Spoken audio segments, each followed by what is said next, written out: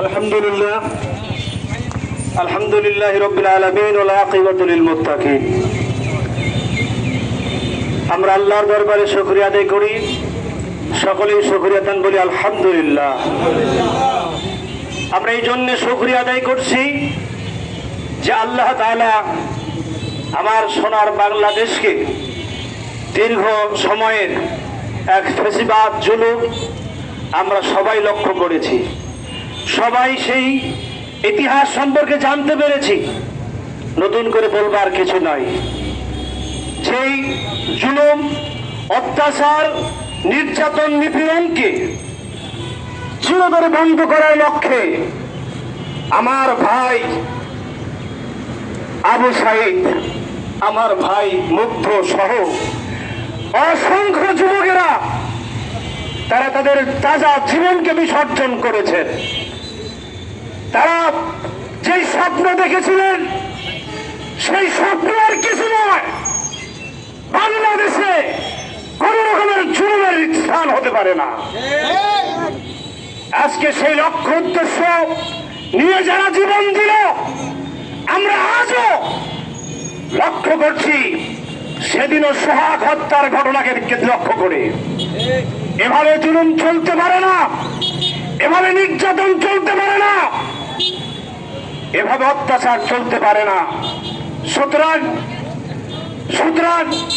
আমি বলতে চাই যে এই দেশে মানুষ সুন্দরভাবে চলবে, মানুষ সামাজিক সুশৃঙ্খলতা বজায় রেখে চলবে, যার কারণে বিভিন্ন রাজনৈতিক দলের প্রয়োজনীয়তা আমরা লক্ষ্য করেছি। কিন্তু আজকে সেই রাজনৈতিক দলের নেতা কর্মীরা তারা তাদের স্বার্থকে গুরুত্ব দিতে গিয়া আমার দেশের মানুষের জীবনকে তারা নস্যাৎ করতে কুণ্ঠাবোধ করে না। সুতরাং বলতে চাই, রাজনীতিতে যদি কেন কথা বলতে হয়, সমাজ সেবার কাজে যদি কাউকে আসতে হয়, মনের মানসিকতাকে পরিবর্তন করা দরকার। নির্যাতনী মনোভাব, অত্যাচারী মনোভাব, এই জাতীয় পরিকল্পনার মানুষ সমাজে যদি নেতৃত্ব দিতে চায়, আমার দেশ জাতির মানুষকে বলতে চাই, আপনারা কি তাদের পক্ষে অবস্থান নেবেন? আমরা সমাজ থেকে অন্যায় বিতাড়িত করার জন্যই আমাদের জন্ম। আমরা দেখেছি নীরবতা পালন করার মধ্যে কোনো খায়ের নাই। সুতরাং প্রতিবাদ করেই আমাদের চলতে হচ্ছে। এটা বড় দুঃখজনক, এটা আমরা আশা করি নাই। সুতরাং এটার পরিবর্তন হওয়া দরকার। প্রশাসনকে লক্ষ্য করে আমি বলি যে আজকে 5 আগস্ট যে জুলাই বিপ্লব হলো, আমাদের ডিসি, এসপি, আমাদের ইউনো সহ সরকারি বিভিন্ন দায়িত্বশীল ব্যক্তিবর্গ আপনারা আছেন, সুযোগ ছিল আপনাদের নিজ নিজ অবস্থানকে সুন্দর করা। আপনারা নিরপেক্ষভাবে কাজ করলে এই দেশের জনগণ আপনাদের, এই দেশের মানুষ আপনাদের পাশে।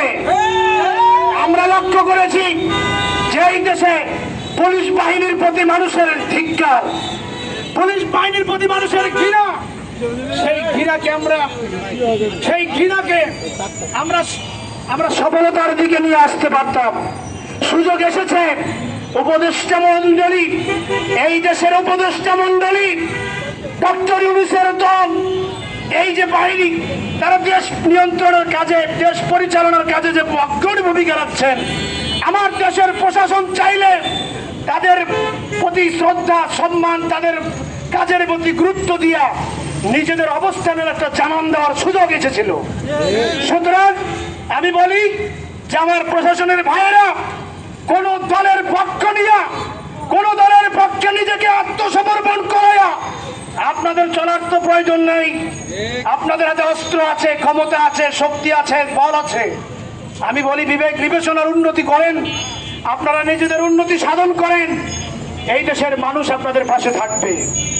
আমি মনে করি যে এই জুলাই আগস্টে আমার ভাইয়েরা জীবন দিল, এই জুলাই আগস্টের উদ্দেশ্যকে সফল করার জন্য যদি প্রয়োজন হয়, এই নির্বাচনকে আরো পিছানোর যদি প্রয়োজন হয়, পিছিয়ে দেন। যদি উপদেষ্টা মন্ডলীতে আরো বিভিন্ন দলের সব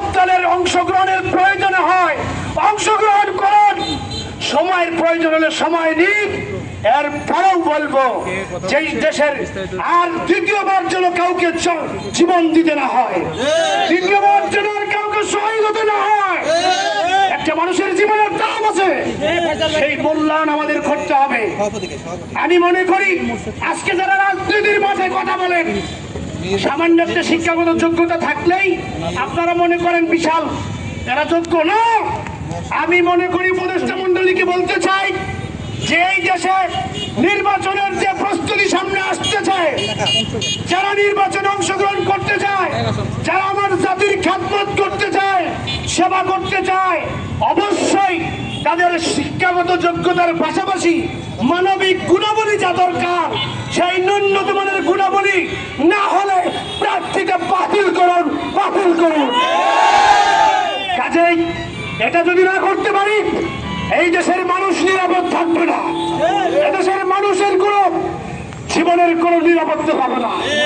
সুতরাং আমি এই আহ্বানগুলি করছি, বাংলাদেশ খেলাফত মজলিস চায় জমির আল্লাহ, আসমান আল্লাহ, হুকুম চলবে আল্লাহ, নীতিবান আদর্শিক মানুষও পারে সমাজের কল্যাণ বয়ে আনতে।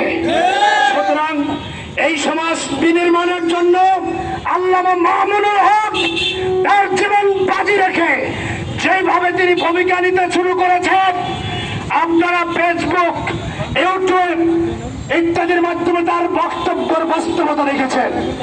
সুতরাং আমরা যদি তার এই বক্তব্যকে খেয়াল করি, আমরা অবশ্যই বুঝতে পারবো তিনি কি চান। এই দেশ সমাজ, এই রাষ্ট্র সাজানোর জন্য যা দরকার ইসলামী চিন্তা চেতনার মধ্যেই সম্ভব। কাজে আসুন, ইসলামী চিন্তা চেতনায় আমার মুসলিম ভাইয়েরা, বৃহত্তম মুসলিম দেশ